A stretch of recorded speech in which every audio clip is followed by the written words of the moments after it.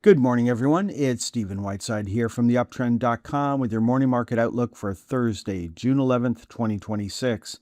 In the pre-market this morning, stock index futures are nicely above fair value while commodities are trading lower. I've got crude oil trading down $1.18 and then gold down $18.50. So both trading slightly lower on Thursday morning.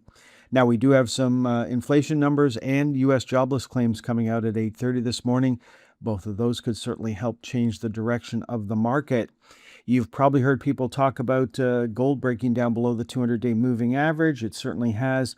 And now it is starting to break down below the March low. So that's probably more significant than just breaking the 200-day moving average. There's the GLD making a new low on Wednesday. We've got a new low for this move for the GDX and the XGD. So the bear gold trade is still working. So congratulations if you're long any of the bear ETFs. Now, for much of the market, Wednesday turned out to be an inside day or a day of indecision, a pause day. Yes, the NASDAQ closed down 2%, did not take out the previous day's low. And so now we're looking at that big Tuesday's bar as a range that we need to break out of, either to the upside or to the downside. So we'll be watching. First thing we'll be looking for is to see if we start trading above Wednesday's high. Now, looking at our price target chart, you can see that we're finding support at around the 687.50 level. If we continue lower from here, then 656.25 would be our next target to the downside. Looking at the Dow is now back on a sell signal as of Wednesday's close, joining the rest of the market. There's the Vanguard Total Market ETF with an inside day yesterday. It was down 1.55%. So the overall market was down yesterday, but overall it was an inside day, so nothing new was broken. Looking at the iShares for the TSX 60, they closed just below the lower channel line yesterday. Again, we had an inside day, so there's the iShares for the TSX 60 and the Dow both joining the rest of the major indices on a sell signal. What worked, what didn't work yesterday in Toronto, it was the energy sector was the big winner. Materials was the big loser on the day. So there's energy trading up, no change in trend there. And then we've got the materials sector was leading the TSX lower. It's now starting to trade below the March lows. In the U.S., it was consumer staples and energy, followed by way down at the bottom there. The biggest losers was industrials and then materials. So similar situation to the Canadian market, but it was consumer staples was the big winner. And of course, we're expecting to see consumer staples outpace consumer discretionary going forward.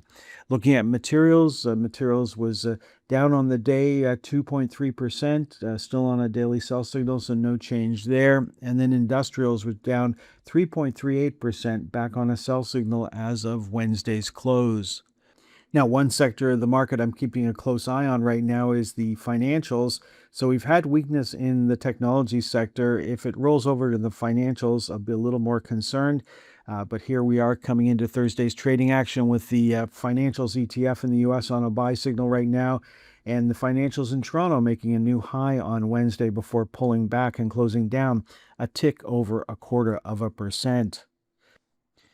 Now, moving on to technology and semiconductors, it was an inside day yesterday for the SMH ETF. We're still holding 562.50. If we break that, 500 comes into play. Now, what didn't work yesterday? Well, Qualcomm was the big loser, and one of the few stocks that actually traded below the previous day's low. Then we've got Rambus, followed by Teradyne, followed by ON Semiconductor, all having inside days. It was an inside day for Marvell, an inside day for Broadcom. Broadcom trying to hold that low from Tuesday. Then Intel had an inside day. We could get a buy signal here with a close above $114.79. And then NVIDIA trying to hold Tuesday's low as well. So inside day for NVIDIA, pretty much an inside day for most of the stocks in this sector. Let's finish off the presentation looking at the VIX and then cryptos, and it was an inside day for the VIX yesterday. We did close above the 2188 level. Certainly haven't broken out above Tuesday's high just yet. We are back on a buy signal for the Bull VIX ETFs as of Wednesday's close. Looking at Bitcoin and Ethereum, almost inside days yesterday, very quiet trading. And then, of course, no change for the bear ETFs. They were up slightly yesterday, and the lower trend line continues to move higher daily. Okay, folks, that is all for this morning's presentation. I'm just finishing this ahead of those big economic numbers coming out at 8:30. Economic numbers haven't swayed the market that much over the past couple of weeks. It's been more the focus on AI stocks than the economy itself. Have a great day. Next time you'll hear my voice is on Friday morning. Thanks for tuning in until the very end of today's stock market timing educational video. If you found the content valuable, don't forget to express your support by hitting the like button, leave a comment, sharing with your friends, and subscribing to our channel for more insightful updates.